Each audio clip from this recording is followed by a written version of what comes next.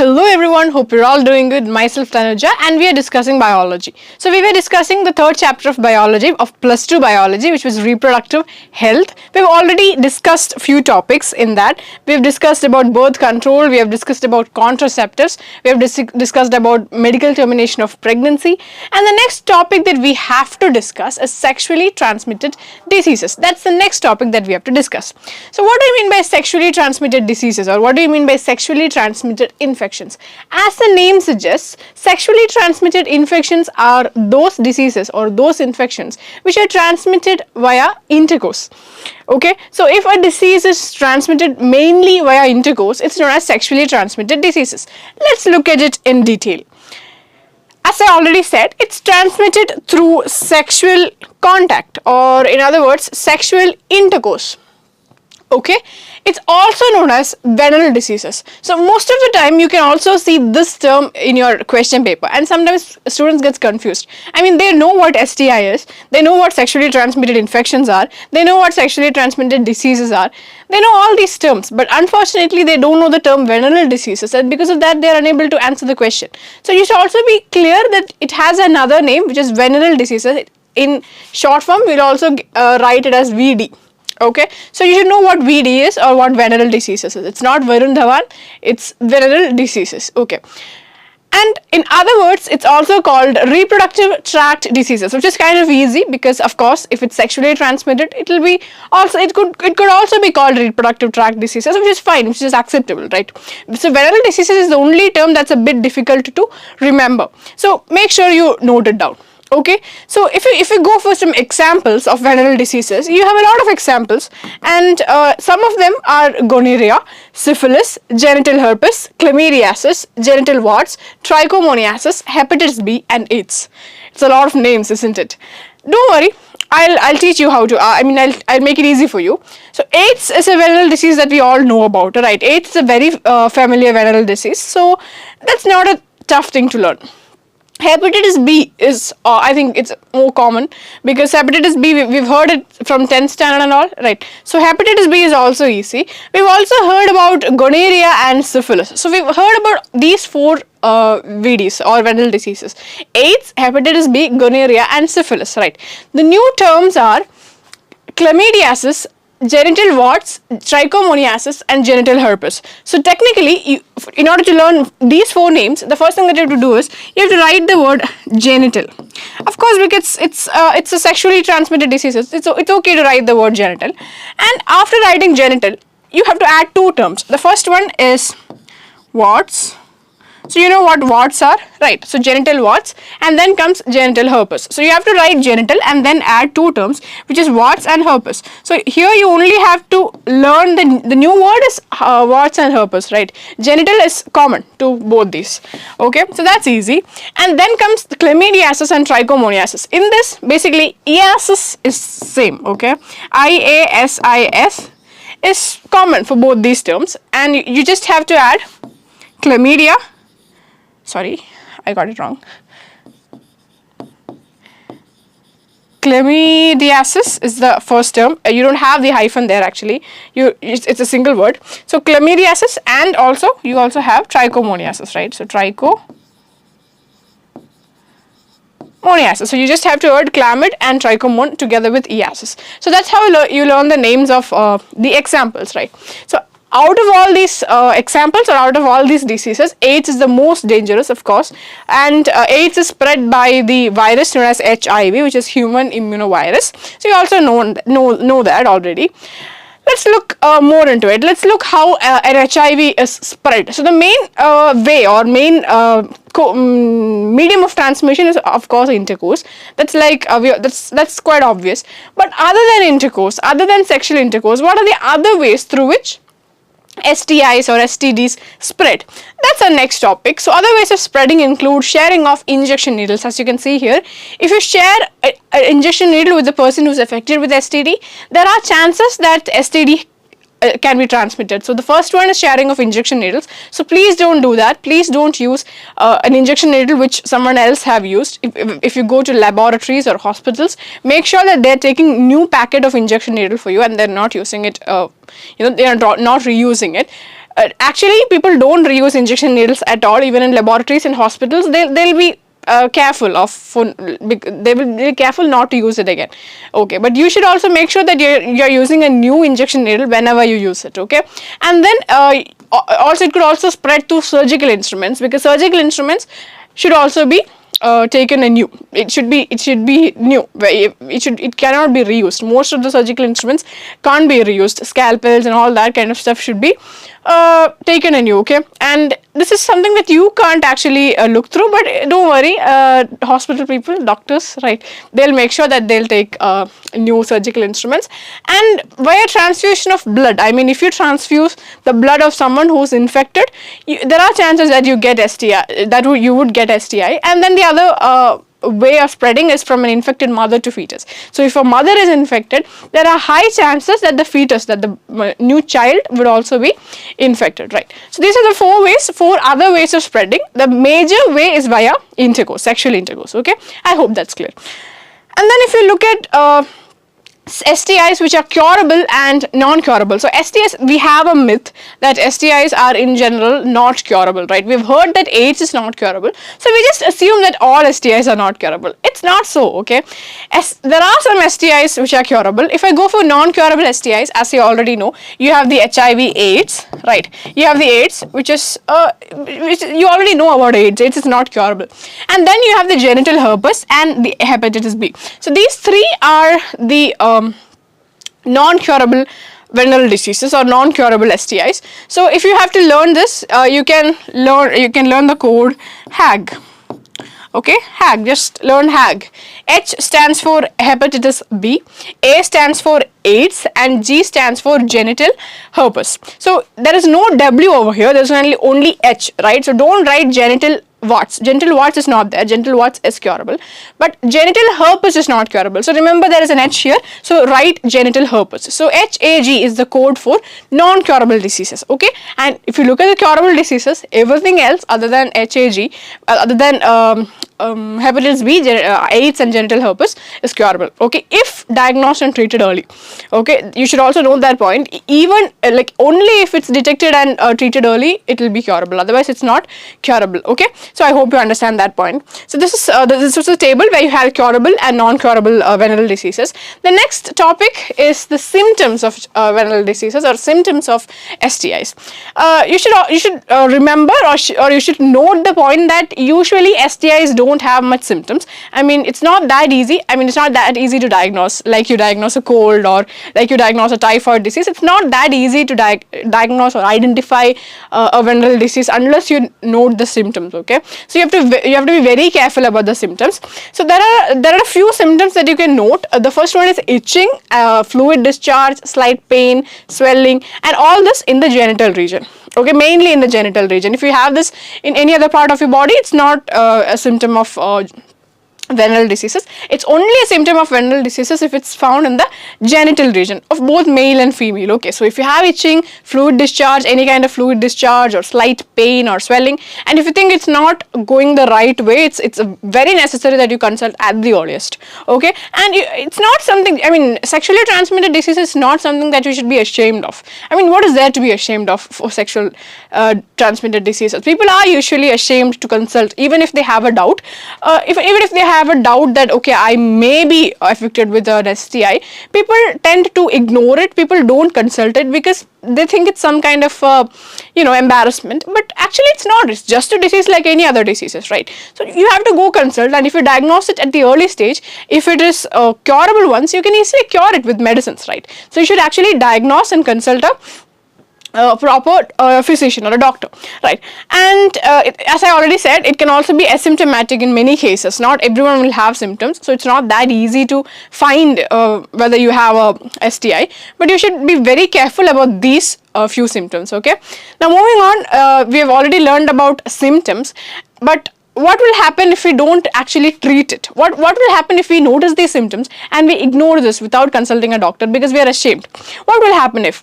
So if we don't give the proper treatment for STIs, it may lead to other very serious issues like pelvic inflammatory diseases, abortions, stillbirths for female, obviously, ectopic pregnancies again for female, infertility for both male and female, cancer for both male and female. So abortions, stillbirths and ectopic pregnancy are for females, okay, because males can't get pregnant, obviously, so they can't have abortions, they can't have stillbirths. Ectopic pregnancy is a scenario where the child or the fetus is developed outside the uterus at some other part of the body. It's a very serious condition. Okay, usually the child or the fetus is supposed to grow inside the body, right, inside the uterus of the mother. But in some cases, in the case of ectopic pregnancies, the child will grow outside the uterus in some other places, like some body gaps or something like that. It can lead to very serious issues, okay. It's unimaginable, but it happens, okay. So you should be very careful about all this, and of course cancer and infertility for both male and females, right. We'll discuss infertility in detail in the next coming topic, right. So this is the problems that you may face if you don't treat it at the right time. And as everybody says, as you guys already know, prevention is always better than cure. So how do you prevent STDs? I've already told you that it's not that easy to cure an STD like we cure a common cold or a bacterial infection. It's not that easy to cure it. So how do we prevent it? I mean, if we don't have the disease, we don't have to cure it, right? So it's easy to look at the ways to prevent a venereal disease. So how do you do that? It's quite easy. I mean, we can avoid having sex with unknown partners, because if we don't know if whether our partner has an STI or not, then it's better that we should like stay away from having intercourse with that person. Okay, so we should always make sure that the person that we are having intercourse with is not affected by STI. If the other person is not affected by STI, then we may also be we should also be free. But in most cases, the problem will be the other person wouldn't know if they have STI. That's the problem, because as I already said, it could be asymptomatic in some people. So if we are having intercourse with unknown partners, they wouldn't know that they have STI, okay, and they'll tell us that they don't have STI, because yeah, of course they wouldn't have any symptoms, so they would only realize it later on. So they'll tell us that they won't have STI, and we'll believe them, and after intercourse only we'll understand that okay, we got an STI, we are trapped, right. So we should avoid having sex with unknown partners or multiple partners, because we can't actually assess from where we got the STI if we do it with multiple partners. And the next point, as I already said, try to use condoms, because in condoms we've learned that it also protects us from STI up to an extent, okay. So this is not 100% protection, but yeah, up to an extent condoms can help you from not getting STIs, okay. So you try to use condoms whenever you're doing coitus, because it's really important in the case of prevention, as far as prevention is concerned. And if we have any doubt, as I already told you, if any one of you have any doubt, then you should go to a qualified doctor for early detection, because it's only then you can treat it and cure it, right, if it's a curable one. So that's about prevention of STIs. So the next topic that we have is infertility. So this is actually the last topic of your chapter. So the next topic that you guys have is infertility. So this is actually the last topic of your chapter, 3.5. So this was a very small chapter with just 5 topics. The most important topic of these chapters would be the contraceptive methods, the birth control, and then you have the MTP as well, right. Just learn how to write a short note on MTP, and then came the venereal diseases, which is very, very important. And the last part is infertility. So what is infertility and how do you treat it, or how do you solve the problem of infertility, is what we are going to discuss in this particular section. So you all know what infertility is, right? Infertility is a condition where a couple can't get pregnant, right, even if they try. So a condition where couples are unable to produce children even if they try having coitus at the right time, in during the fertile period or the ovulation. They try to have kids, but they are unable to have kids because of some problem. So this is known as infertility, right? So in order to solve the problem of infertility, we have a lot of fertility clinics and centers around us, right? In India, we have a lot of fertility clinics, and it's not a big problem anymore. I mean, it was considered a very big problem. It was considered an unsolvable issue. It was even thought that God is not giving you a child because you have done some crime or some big mistake in your previous birth. There were myths like that, but it's nothing like that. I mean, it's just a biological scientific condition. It's a biological condition where you are not unable to have kids due to a lot of reasons, right? And there are solutions. If you go to fertility centers or clinics, you can actually have a lot of solutions. Some of them which we'll learn right now, okay? So if you look at some solutions for having children for solving infertility. We generally call them assisted reproductive technology or ART.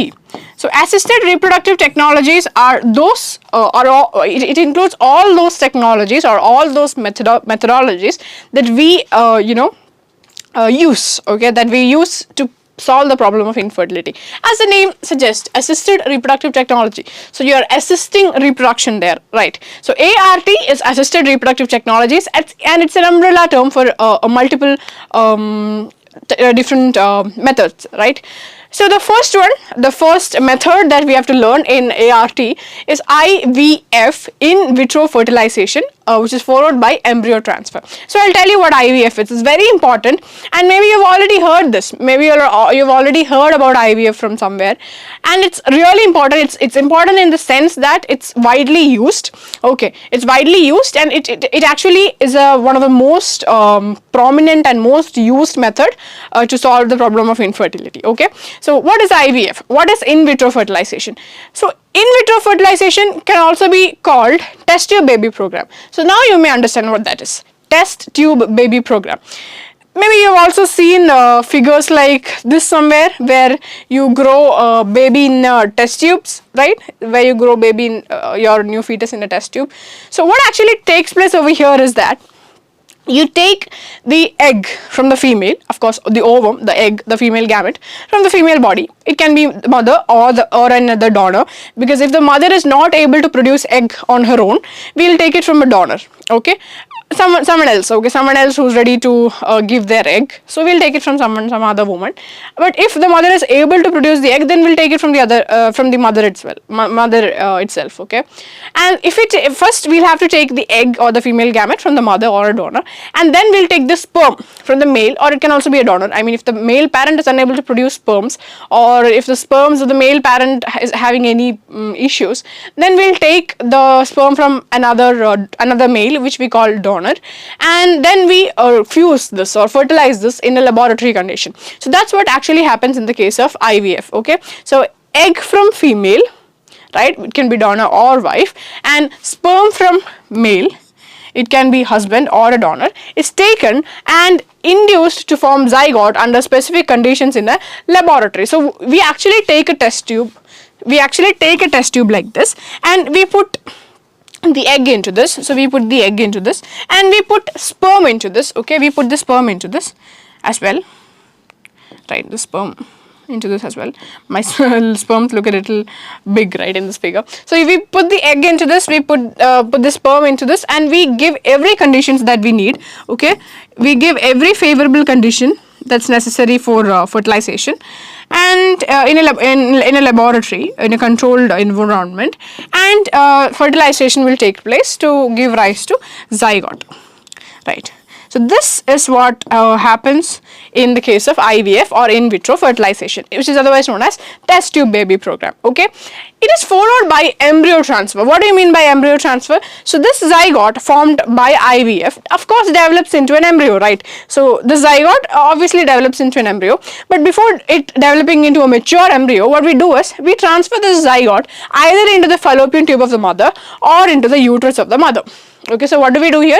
We fuse the sperm and the egg in a laboratory condition, and as a result we get the zygote, and then this zygote is transferred either into the fallopian tube or into the uterus. Both can take place, okay. In some cases we also allow the zygote to grow a bit, to develop into an embryo, and then transfer it. So that's known as embryo transfer or ET. These expansions are very important, okay. IVF is in vitro fertilization and ET is embryo transfer, because in your question paper in most cases you won't be asked about in vitro fertilization. Instead you will be asked to write a short note on IVF. So you should know what IVF is, right? You should know that it's the short form for in vitro fertilization, okay. And you should know all these details. If possible, you can draw a figure like this as well. I mean, you can make it interesting, right? You can make it interesting for the examiner to correct your answer sheet, right? So always make your exam paper a colorful one. I mean, don't make it a mess. make it you should keep it neat and tidy, because but you can always make it attractive. Okay, because your examiner, of course you should think about your examiner as well. I mean, your examiner or your teacher who corrects the paper, I mean, she or he will have to correct a lot of papers at that particular day during the correction. She or he will have to correct a lot of papers, okay, and she or he will repeatedly have to look at the same particular answer, same particular question. That's going to be so boring. So you'll have to do something that makes your paper be special from all the rest of the other papers. So you have to make it neat. You'll have to write your answers in a very orderly manner. You'll have to draw a line after each answers. You'll have to properly draw pictures using a pencil, right, and you have to label it using a scale and a pencil, right. You have to make your answer paper look really beautiful, and if you have any important points, you can underline with a different pen. Don't use red and green, but you can underline with a different colored pen. I mean, don't make it too messy by using various colors, but still you can use one or two colors, which is fine, but don't ever use red or green, because there are chances that your paper will be disqualified. Don't use that. You can use any other color. You can use black and blue as a combination, right. You can do stuff like that, but make sure that your paper is neat, tidy, clean and attractive. Okay, write answers as points if it's not an essay. If it's an essay, you have to write it as an essay, but if it's not an essay, make sure that you write your answers as points so that the examiner can easily assess it, right. So make it easy for the examiner, guys. I mean, if the examiner is not able to read the paper, then she or he will not be able to read the whole thing, and even if you have learned everything, even if you have written everything, the examiner just won't read it unless it's neat and tidy. So make sure that you write your answer paper really neat and tidy, okay. So you can draw figures like this, simple figures, which will also help the examiner to understand that you know the subject, you know the concept, right. So that's about IVF. Actually, exam writing is an art, okay, and you should be an artist. Drawing is an art, right. Singing is an art, everything is an art, dancing is an art, all this is art, and we learn that, right. We practice it, we learn it, but why don't we learn, or why is that so that we don't learn exam writing? Exam writing is also an art, guys. You should write a lot of exams for that. You should write your class tests, okay. Your class tests, it's not important that you get good marks in class tests. It's fine if you don't get good marks in class tests, it doesn't matter, but you should write the class test at least, because you should write in such a way that you should write it thinking that you're writing the board exam, right. That's how you should write your class test. You should conduct your own examinations. If you learn a chapter, just take some previous questions, print it out, and then write it as an exam. Give 1 hour time and write it as an exam, okay. Buy exam papers from your exam sheets from your stationery, right. Do that, guys. Write exams, practice it. It's only then you will be able to write your board exam properly, okay. So this was the first method, IVF, or in vitro fertilization. So this is just an image. You don't have to learn the image or anything. I was just explaining the process. So egg is taken from the female, sperm is taken from the male, and it's undergone fertilization. It's transferred into an embryo and all that, right? Okay. So this is just a simple figure to revise the topic. The second method that we have in assisted reproductive technology is ZIFT, or zygote intrafallopian transfer. The important thing, or the funny thing about this topic, is that you can actually learn the whole concept just from the name. Okay, it's written over there. It's zygote intrafallopian transfer. You're transferring what? What are you transferring here? You're transferring the zygote. Where are you transferring the zygote into? Into the fallopian tube. It's that easy. So how did you get the zygote? As I already told you, we got the zygote this way. Okay, this is how we got the zygote, via IVF. So this was IVF, right? Yeah.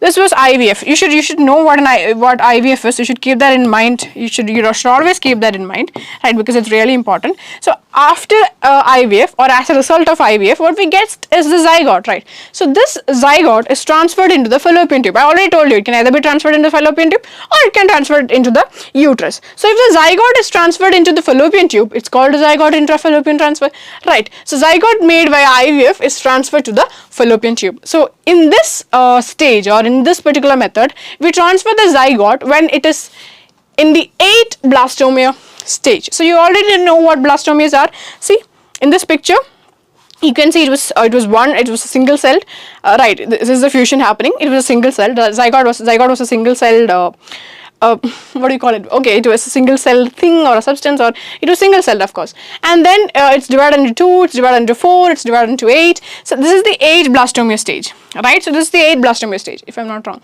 3, 4, 5, 6, 7, 8. Yes, this is the 8 blastomere stage. So this is when you transfer the embryo into the uterus of the into the fallopian tube or the uterus. Okay, so in the case of ZIFT, you transfer the zygote into the fallopian tube, because zygote, the name itself says zygote intrafallopian transfer. Okay, and you transfer it at the 8 blastomere stage. It's very important. Okay, so ZIFT is done in the 8 blastomere stage. You should remember this point because you've been asked this in the previous year examinations.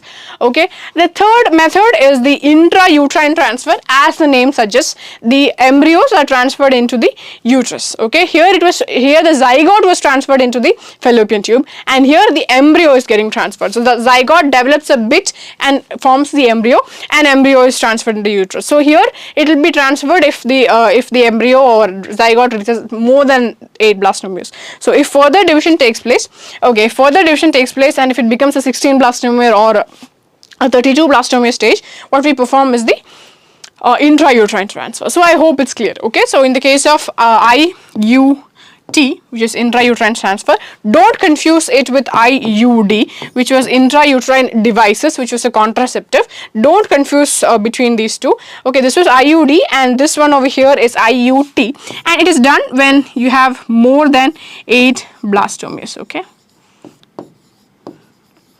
I hope it's clear. So that's all about ZIFT and IUT. So you have learned 3 methods under the umbrella term ART, or assisted reproductive technology.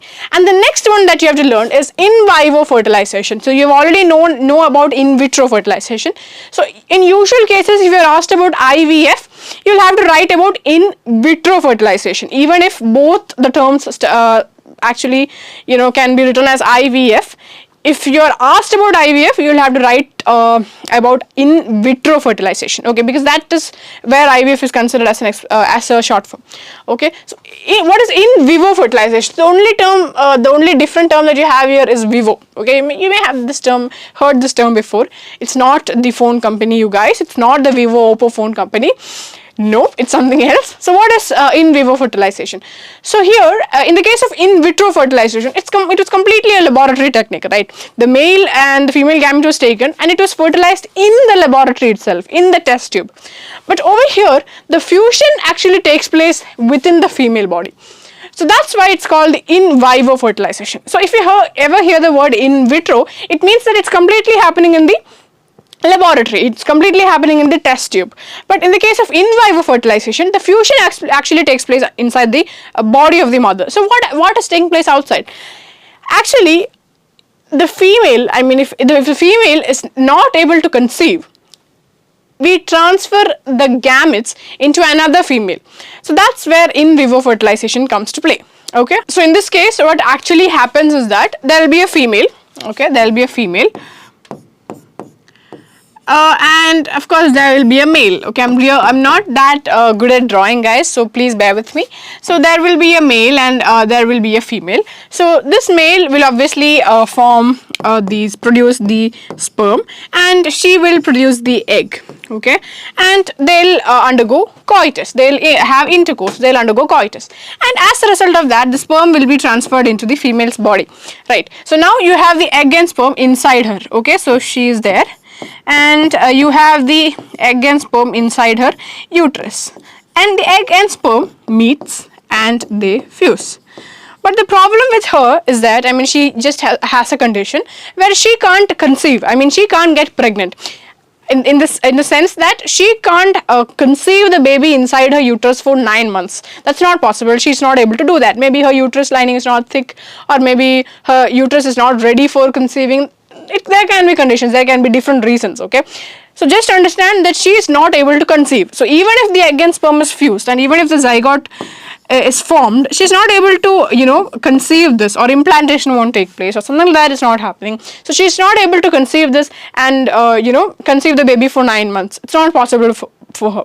So what do you do here? That's when in vivo fertilization comes to role. So here what we do is, the zygote thus formed is transferred into another person. Okay, another girl, another woman. okay, it's transferred into another woman who actually allows the zygote to grow inside her uterus, and the baby is formed. Okay, how do I draw a baby, you guys? Okay, I'll draw a small man, I guess. Yeah, I don't know how to draw a baby, I'm really sorry. So yeah, so the baby looks like a monster now. That's so sad. How do I draw a baby? Okay, just imagine this is the baby. Okay, let's give the baby a cap because it's the baby's birthday. So the baby is formed. It's from another woman. Okay, the baby. The egg and sperm is taken from the parents itself. Okay, there's no problem with that. And the zygote is formed inside the female body. But after that, it's transferred into another person, another woman, and the baby is formed and it's given back to the mother or to the parents. So this is what actually happens in the case of in vivo fertilization. So this was a very big outline, but I just wanted to make sure that you understand the concept. So that's why I gave it. So it's used to transfer or assist females who can't actually conceive, and the fusion actually takes place within the female's uterus. Okay, so that was in vivo fertilization. And then the fifth method is GIFT, which is gamete intrafallopian transfer. So it's similar to zygote intrafallopian transfer. The only difference is that the gamete is transferred over here. So in this case, the egg is collected from the female, from a donor female, and it is transferred into another female who can't actually produce an egg. Okay, so what's really happening in the case of GIFT is that there will be a female. Okay, let me go back to my stickman figures. So there will be a female and there will be a male. Okay, as I drew before, there will be a male and there will be a female, and this male will obviously produce the sperm. But the problem over here is that this female is not able to produce the egg. Okay, the female is not able to produce the egg. So in this case, in this particular case, we take the egg from a donor woman, okay, who is able to produce the egg. Okay, this is another woman. It looks like someone else. I mean, it doesn't look like a woman anymore. But imagine this is a woman. Let's draw. Okay, they're all happy because they're undergoing assisted reproductive technology. They're really happy. So you have another woman who is ready to donate their egg. So she donates her egg to these parents, and the egg and sperm fuses, and the rest of the fertilization process takes place. So here the fertilization takes place within the female body itself. I mean, you're not doing it in any test tube or anything. You are transferring the egg, and the fertilization takes place within the female itself. But the only difference is that the egg is taken from a donor, and this egg is transferred into the uterus of the female. Okay, so this is known as gamete intrafallopian transfer. Not into the uterus, actually, into the fallopian tube. So it's transferred into the fallopian tube, as the name suggests. It's intrafallopian transfer. So the egg is taken from another donor woman, and it's transferred into the parent. Into the female parent's fallopian tube. I hope that's clear. So this is what actually happens in the case of GIFT or GIFT. Okay, gamete intrafallopian transfer. So the other one was ZIFT, ZIFT, and that's where you transfer the zygote in the 8-blastomere stage. And in the case of gamete intrafallopian transfer, gamete is transformed and transferred and not zygote. Okay, I hope that's clear. Now moving on, you have the sixth method, ICSI, which is otherwise known as intracytoplasmic sperm injection. So what is intracytoplasmic sperm injection? It's nothing but we take the sperm from the male and we take the ovum from the female, and then we directly inject this particular sperm into the egg. Okay, so what it's actually happening over here is that you have a you have a sperm and then you have an egg. Okay, so you have a sperm and you have an egg, but the problem is that the sperm is not able to fertilize the egg. Okay, there's some problem with the sperm. Okay, so it's not able to fertilize the egg. So what we actually do is we inject this directly into the sperm in the lab. Okay, sorry, into the ovum in the lab. Inject in lab. Okay, so as a result we get the zygote, and the zygote later develops into the embryo. Right, so this is what intracytoplasmic sperm injection stands for. Okay, so I hope it's clear. The sperm is directly injected to an ovum in lab. The next and the last method that you have to learn under ART is artificial insemination, or AI. It's not artificial intelligence, you guys, but it's artificial insemination. It's really important as far as your exam is concerned. Okay, so I'll tell you what it is. I'll again draw a picture for you because it will be much easier that way. So again, you have a female, okay, who has long hair this time.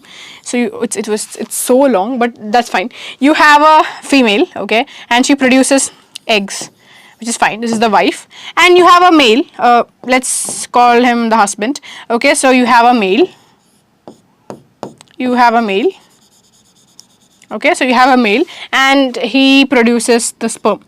But the problem over here is that he's not able to transfer the sperm into the female body. I mean, there is some problem with the sperm. The sperm is either not having proper motility, or maybe he's not able to transfer the sperm into the female body. There is some problem happening here, or maybe he's not able to produce sperm. So if he's not able to produce sperm, we then call a donor, which is also a male. Okay, let's give him a different hairstyle. So this is the male and he's the donor. He's ready to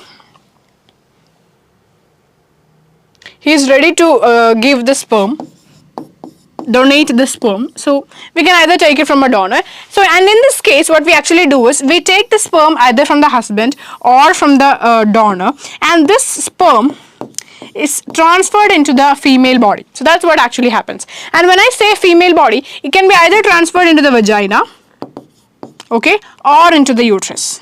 Okay, it can either be transferred into the vagina or into the uterus. And if it is transferred into the uterus, it's given another name, which is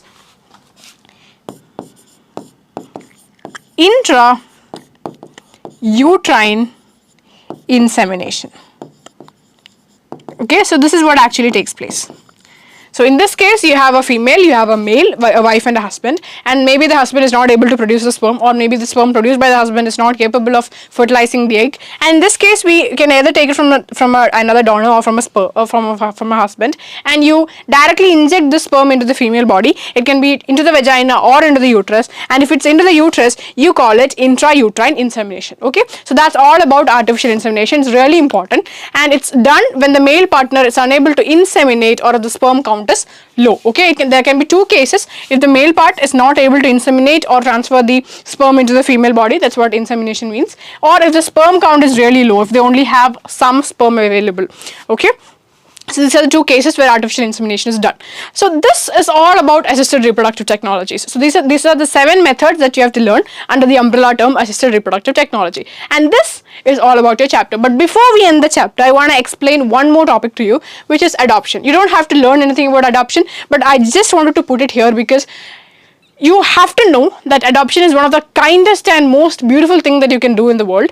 Okay, so if you are facing infertility issues, adoption is something that you can actually do. Okay, so assisted reproductive technologies are there, fine, fertility clinics are there, everything is there, I accept. But adoption is a very beautiful and kind thing that you can do to help or to, save the life of a child who doesn't have his or her parents. Okay, so that's about adoption. I just wanted to put it here. I just wanted to let you know what adoption is. Okay, so that's all about our chapter. It's a very small chapter, it's a very simple chapter, it's a very important chapter as well. Okay, so as I always do, I want to end the chapter with previous year questions. Okay, I will be just discussing 10 previous year questions, and I'm gonna give 2 for you guys as homework. Okay, so the first question that we have here, I'll explain it in a hurry because it's very simple. Okay, and you already know the topic. Select the assisted reproductive technique, or ART, that uses an early embryo with up to 8 blastomeres. Come on guys, it's really easy. The answer is ZIFT, or ZIFT, or zygote intrafallopian transfer. The second question is, what is MTP and at which stage is it relatively safe? So I've taught you what MTP is in the first video. MTP was nothing but medical termination of pregnancy, right? It is medical termination of pregnancy. And when is it safe to do MTP? In the first trimester.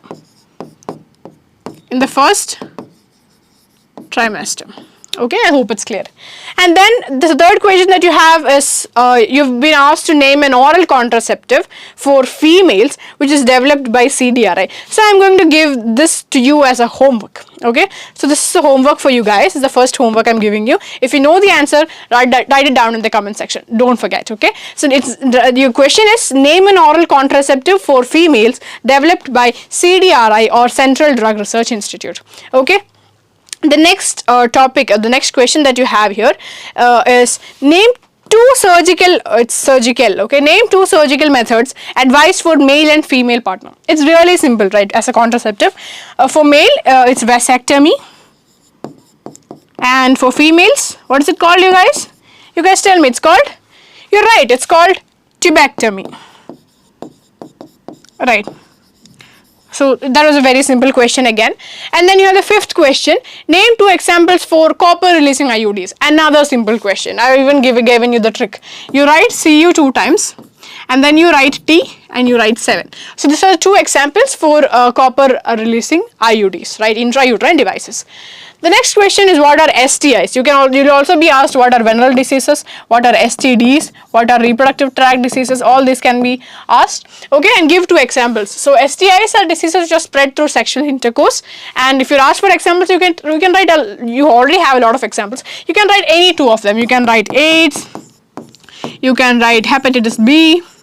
Right. All these are sexually transmitted diseases. Write any two preventive measures. You already know about the preventive measures of STI. Okay. The seventh question is expand the following terms, and the two short forms are MMR and IMR. Okay. I've taught you this in the first video. MMR was maternity mortality rate. Okay. Maternity mortality rate, and IMR was infant mortality rate, if you recall. Okay, infant mortality rate. The eighth question is mention any two programs implemented in India to attain total reproductive health.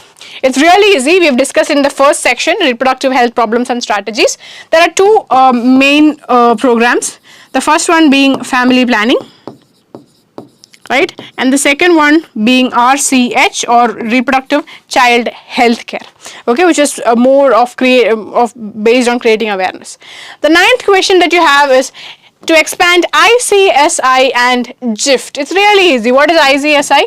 ICSI is nothing but intracytoplasmic sperm injection, right? And GIFT is nothing but gamete intra-fallopian transfer, right? So that's about ICSI and GIFT. The 10th question is again a homework for you guys. Expand ART. It's really simple. Okay, so you have two questions as homework. The first question was name an oral contraceptive for females developed by Central Drug Research Institute in Lucknow. And the second question that you have is to expand ART. So I hope you will answer this question in the comment section. Okay, so that's all about our chapter. It was a very simple chapter, very small chapter, but a very important one. Okay, I hope you have understood the topics. If you have any doubt, feel free to ask me. Okay, it's your right to ask your doubts and it's my duty to solve them. Okay, so until we meet with a interesting chapter again, I hope you stay safe and take care. Okay, bye bye.